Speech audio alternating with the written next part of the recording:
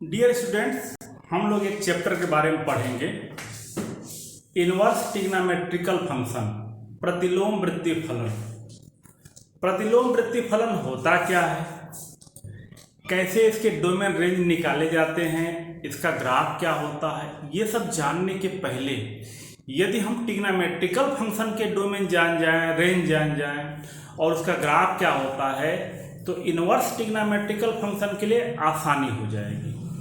हम उम्मीद करते हैं कि आप लोग ट्रिग्नोमेट्रिकल फंक्शन के बारे में जानते होंगे, फिर भी हम एक बार रिवाइज कर देते हैं। ट्रिग्नोमेट्रिकल फंक्शन साइन एक्स, कास एक्स, टेन एक्स, काट एक्स, सेक एक्स और कोसेक एक्स। अब साइन एक्स और कास एक्स में क्या संबंध होता है, साइन एक्स और कोसेक एक्स में क्या संबंध होता है। साइन एक्स और कास एक्स एक दूसरे के पूरक होते हैं, एक दूसरे के कॉम्प्लीमेंट्री होते हैं। इसी प्रकार साइन एक्स का कोसेक एक्स के साथ क्या संबंध होता है, साइन एक्स और कोसेक एक्स एक दूसरे के इनवर्स होते हैं। सिमिलरली कास एक्स और साइन एक्स तो पूरक हो ही गए, एक दूसरे के कॉम्प्लीमेंट हो ही गए। अब कास एक्स का इनवर्स जो होता है वो सेक एक्स होता है, और अंत में टेन एक्स और काट एक्स एक दूसरे के कॉम्प्लीमेंट भी होते हैं और एक दूसरे के इनवर्स भी होते हैं। तो सबसे पहले हम एक टेबल बना रहे हैं जिसमें सभी ट्रिग्नोमेट्रिकल फंक्शन के डोमेन और रेंज क्या होंगे। आप लोग देखिए, एक टेबल हम बना रहे हैं।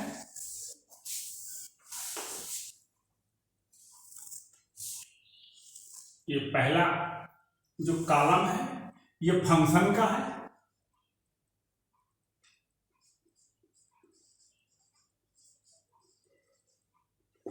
दूसरा है डोमेन का, और तीसरा है रेंज का। तो पहला फंक्शन है हमारा साइन एक्स, इसका जो डोमेन होता है वो रियल नंबर होता है, और रियल नंबर आप सभी लोग जानते हो ओपन इंटरवल में माइनस इनफाइनाइट से प्लस इनफाइनाइट के बीच में होता है, और इसका रेंज जो होता है क्लोज इंटरवल -1 to 1 होता है। तो ये साइन फंक्शन का ये डोमेन हुआ और ये साइन फंक्शन का रेंज हुआ। का इसका भी डोमेन रियल नंबर होता है और इसका भी रेंज वही होता है जो साइन एक्स का होता है। तो साइन फंक्शन हो गया, कास फंक्शन हो गया। अब तीसरा हमें टेन एक्स। टेन एक्स का डोमेन जो होता है रियल नंबर में से उन वैल्यू को माइनस कर देते हैं हम जिन पे डिनोमिनेटर की वैल्यू जीरो होती है। क्यों? क्योंकि यदि डिनोमिनेटर जीरो हो जाएगा तो फंक्शन हमारा अनडिफाइंड हो जाएगा, और इसका जो रेंज होता है वो रियल नंबर होता है। इसी तरह जो काट फंक्शन होता है, इसका डोमेन में से उन वैल्यूज को हम माइनस कर देते हैं जिन पे इसके डिनोमिनेटर की वैल्यू, जिस पे इसके हर की वैल्यू जीरो होती है। तो यहाँ n बिलोंग्स टू i, और इसका भी जो होता है, जो रेंज होता है वो रियल नंबर होता है।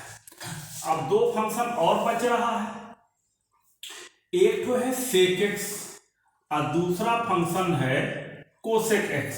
सेक एक्स और कोसेक एक्स। तो सेक एक्स का डोमेन वही होता है जो हमारा टेन एक्स का डोमेन होता है। कारण यह है कि टेन एक्स के डिनोमिनेटर में भी कास आता है और सेक एक्स के डिनोमिनेटर में भी कास होता है। तो ये रियल नंबर में से 2n+1 इंटू π/2 को माइनस कर देंगे, where n belongs to i, और इसका भी डोमेन वही होगा जो काट एक्स का होगा।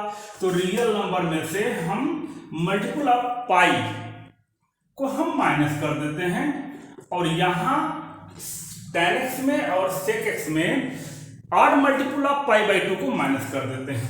अब इसका जो रेंज होता है रियल नंबर में से -1 to 1 ये माइनस कर देते हैं, और इसका भी रेंज जो होता है -1 to 1 होता है।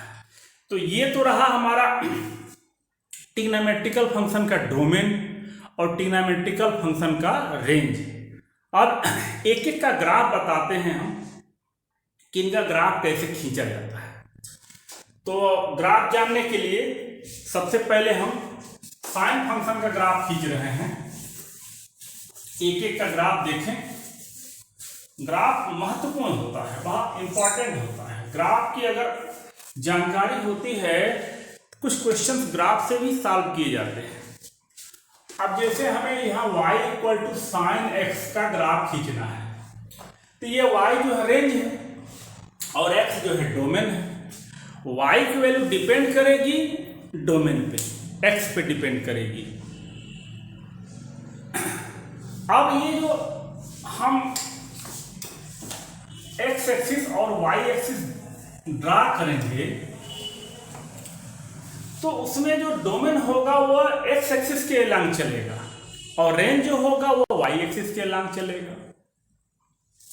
तो सबसे पहले हम ये देखते हैं कि ये ग्राफ जो होगा x एक्सिस को किन किन पॉइंट पे काटेगा, किन किन पॉइंट पे x एक्सिस को इंटरसेक्ट करेगा और किन किन पॉइंट पे y एक्सिस को इंटरसेक्ट करेगा।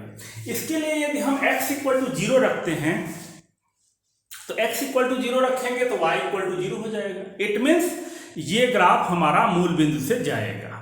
ये तो क्लियर हो गया। अब ये जान लीजिएगा साइन की वैल्यू कहाँ कहाँ 0 होती है। तो साइन की value multiple of pi, multiple of pi का मतलब ये हुआ पाई पे 0 हुआ, 2 पाई पे 0 हुआ, 3 पाई पे 0 हुआ और इधर अगर लेफ्ट में चलेंगे तो माइनस पाई पे 0 हुआ, -2 पाई पे 0 हुआ, क्योंकि n बिलोंग्स टू i होता है। तो हमारा पहले तो ग्राफ ओरिजिन से जाएगा, फिर कहाँ पे आएगा पाई पे आएगा, फिर कहाँ पे आएगा 2 पाई पे आएगा, फिर कहाँ पे आएगा 3 पाई पे आएगा, इधर माइनस पाई पर, -2 पाई पर एंड सो ऑन। इधर भी हम बढ़ा सकते हैं। और एक चीज और है, इसका रेंज क्या होता है, इसका रेंज -1 to 1 होता है। मतलब इसकी मिनिमम वैल्यू -1 होती है और मैक्सिमम वैल्यू जो होती है 1 होती है। तो ये ग्राफ चलेगा तो ये ऐसे बनेगा। पहला यह π/2 होगा, π/2 पर इसकी मैक्सिमम वैल्यू 1 हो जाएगी। देखें ये यहाँ पे ये 1 यूनिट होगा। अब ये यहाँ 0 है, 0 से पाई का मतलब हुआ फर्स्ट क्वाड्रेंट और सेकेंड क्वाड्रेंट। फर्स्ट क्वाड्रेंट और सेकेंड क्वाड्रेंट में हमारा ग्राफ पॉजिटिव है, ऊपर की तरफ है। लेकिन यहाँ से यहाँ तक जाएंगे तो थर्ड और फोर्थ क्वाड्रेंट होगा।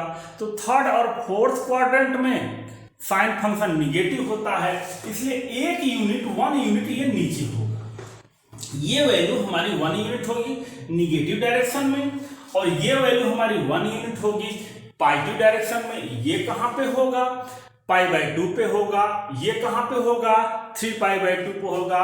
इसी प्रकार से हम इसको आगे जहां तक बढ़ा सकते हैं और पीछे भी हम जहां तक चाहें दिखा सकते हैं। तो ये तो हुआ हमारा साइन एक्स का ग्राफ। अब हम चलते हैं दूसरे ग्राफ पे, कॉस एक्स के ग्राफ पे।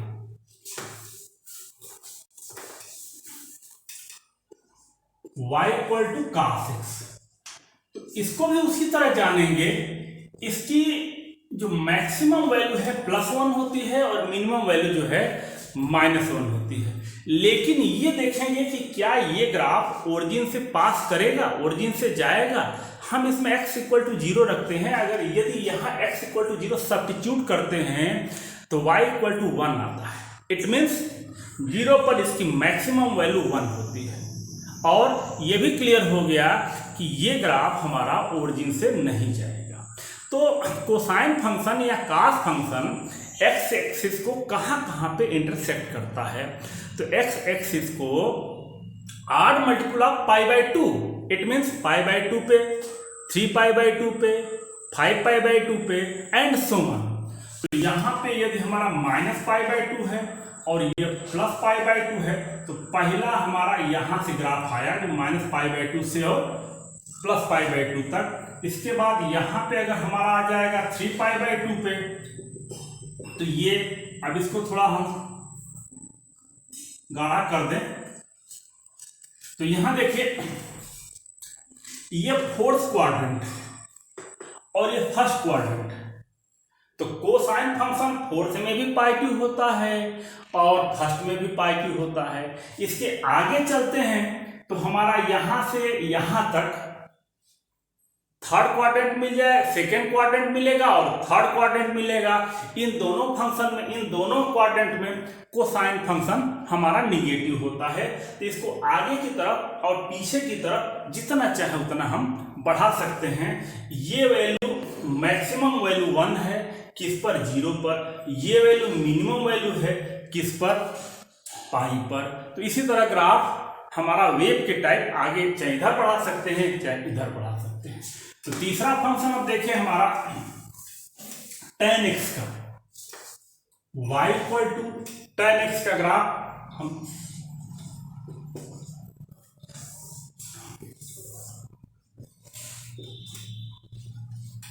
अब देखिए tan x का जो रेंज होता है वह रियल नंबर होता है। रियल नंबर का मतलब यह हुआ कि माइनस इनफाइनाइट और प्लस इनफाइनाइट के बीच में।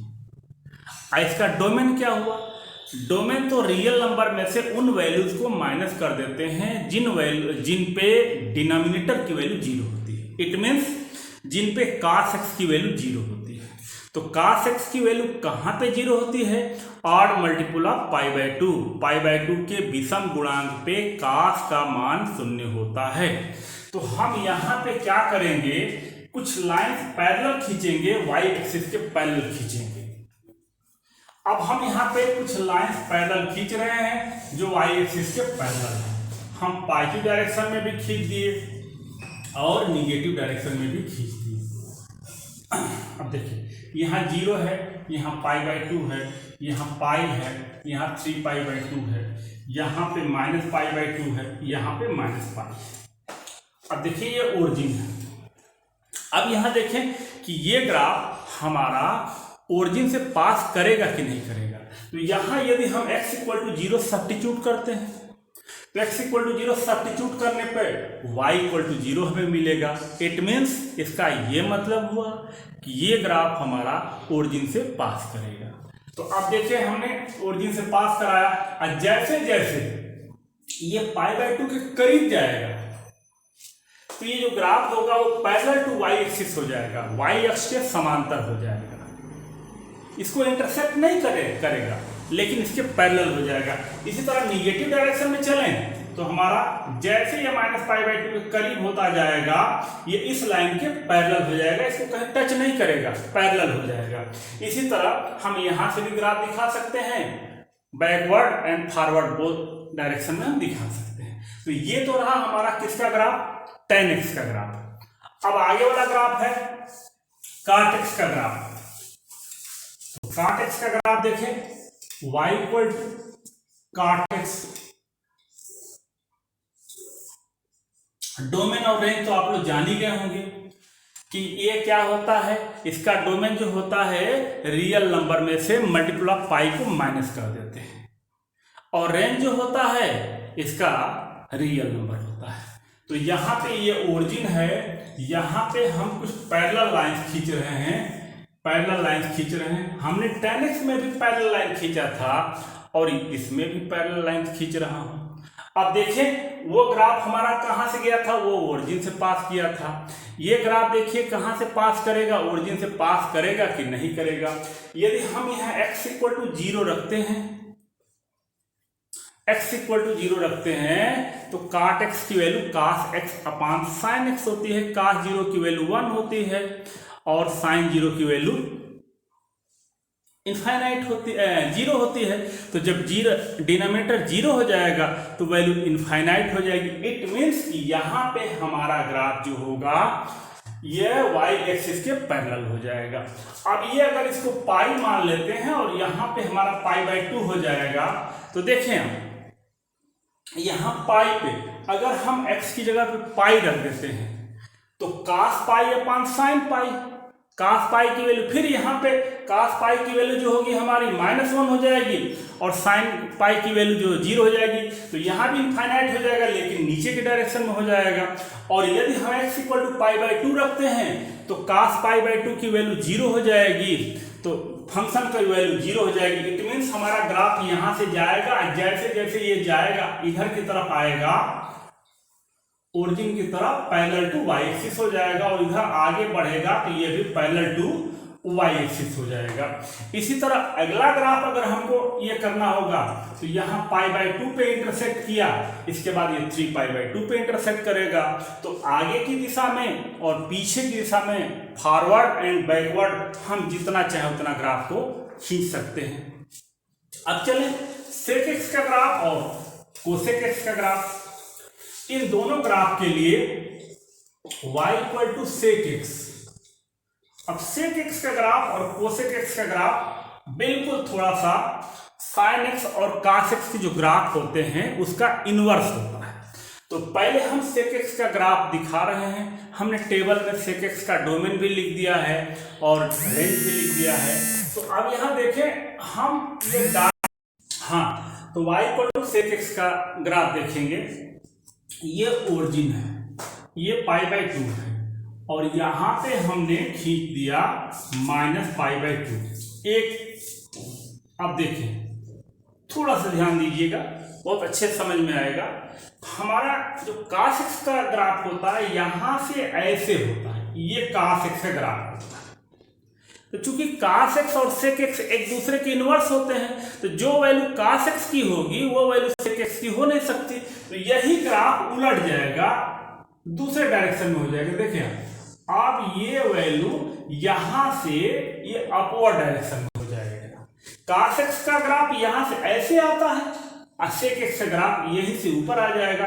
ये -π/2 और π/2 को टच नहीं करेगा, इसको इंटरसेक्ट नहीं करेगा, बल्कि इनके पैरेलल हो जाएगा, इनके समांतर हो जाएगा। तो ऐसे हम आगे इधर और इधर जितना चाहे उतना ग्राफ बना सकते हैं। तो अब देखें हमारा कोसेक एक्स का ग्राफ। y = cosec x.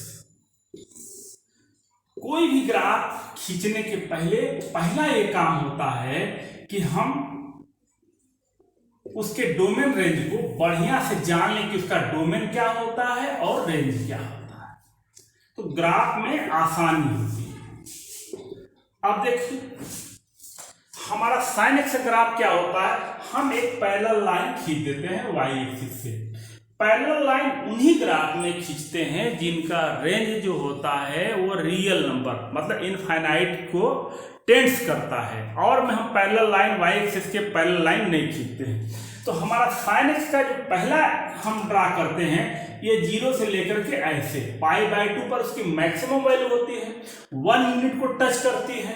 तो ये जो कोसेक एक्स है ये साइन एक्स का इनवर्स होता है, तो इसका ग्राफ जो होगा यहीं से ऊपर चला जाएगा, और इधर 0 और यहाँ पाई, यहाँ दोनों जो होगा वो वाई एक्सिस के पैरेलल हो जाएगा। आगे जेट हो चाहे आप बढ़ा सकते हो। तो ये तो रहा ग्राफ हमारा, सभी ट्रिग्नोमेट्रिकल फंक्शन का ग्राफ। अब अगले वीडियो में हम डाल रहे हैं इनवर्स ट्रिग्नोमेट्रिकल फंक्शन का डोमेन और इनवर्स ट्रिग्नोमेट्रिकल का ग्राफ रेंज। Thank you.